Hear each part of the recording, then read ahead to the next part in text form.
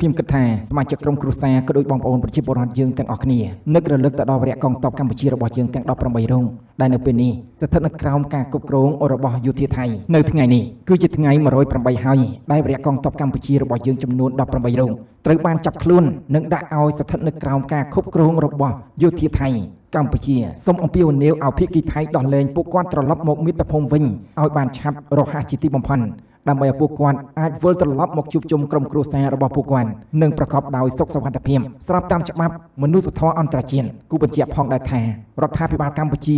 បាននឹងកំពុងតែធ្វើការយ៉ាងសស្រាក់សស្រាំឥតឈប់ឥតឈរ